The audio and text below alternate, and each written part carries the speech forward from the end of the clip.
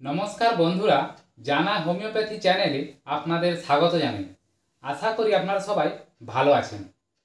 আজকে আমি যাদের ভালো ঘুম হয় না তাদের জন্য একটা ভালো হোমিওপ্যাথি মেডিসিন বলবো।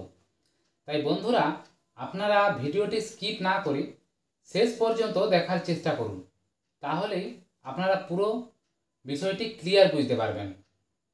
এবং শেষে আমি মেডিসিনটির ডোজ বলবো, তাই আপনারা পুরো ভিডিওটি মনোযোগ সহকারে দেখুন। এই যে ভালো যাদের ঘুম হয় না তাদের জন্য সবথেকে যে ভালো মেডিসিন সেটা হলো প্যাসিফ্লোরা। এই প্যাসিফ্লোরা মেডিসিনটি আপনি খেলে আপনার খুব ভালো ঘুম হবে। এছাড়া এটা আর কোন কোন রোগে আপনি ব্যবহার করতে পারেন সেগুলো জেনে নিন। যাদের হুপিং কফের সমস্যা আছে, বারবার দেখবেন কাশি হচ্ছে, ঠিক আছে, অনবরত কাশি আর বন্ধ হচ্ছে না, এই ধরনের লক্ষণে আপনাকে এই প্যাসিফ্লোরা মেডিসিনটি খেতে হবে।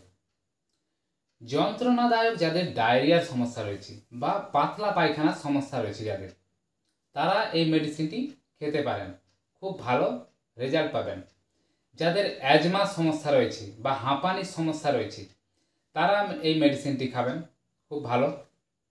শিশুদের কৃমিজনিত যদি জ্বরের সমস্যা থাকে তাদেরও এই মেডিসিনটি ভালো কাজ করে। শিশু ও বৃদ্ধদের, ঠিক আছে, ঘুম না হলে এই প্যাসিফ্লোরা অবশ্যই খেতে হবে। এটা প্রথমে আমি বলেছিলাম যে ঘুম না হলে এই মেডিসিনটি দারুণ কাজ করে। বিশেষ করে শিশু এবং বৃদ্ধদের যদি ঘুম না হয় তাহলে অবশ্যই আপনি এই মেডিসিনটি খাবেন, খুব ভালো রেজাল্ট পাবেন। এছাড়া যাদের পেট ফাঁপার সমস্যা রয়েছে, পেট ফুলে থাকে, টক ঢেকুর আসে মুখে, তারাও এই মেডিসিনটি খেতে পারেন। এবার আসি এর ডোজ। এতক্ষণ আমি এই প্যাসিফ্লোরা হোমিওপ্যাথি মেডিসিনটি কোন কোন রোগে আপনারা ব্যবহার করবেন সেটা বলে দিলাম। এবার ডোজ বলি। এই প্যাসিফ্লোরা মাদার টিংচার, দেখবেন প্যাসিফ্লোরা ওষুধের পাশে লেখা থাকবে প্যাসিফ্লোরা কিউ, বড় হাতের কিউ, এটাকে বলা হয় মাদার টিংচার। এই ডোজে আপনারা যে কোনো হোমিওপ্যাথি মেডিসিন দোকানে কিনে নেবেন। এটি আপনারা সারাদিনে 5 থেকে 10 ফোঁটা করে দুবার খাবেন, জলের সাথে মিশিয়ে খেয়ে নেবেন। তাহলে দেখবেন আপনার এই যে সমস্ত রোগের কথা বললাম দারুণ রেজাল্ট পাবেন। তাহলে আশা করি বন্ধুরা আপনারা ভিডিওটি বুঝতে পারলেন।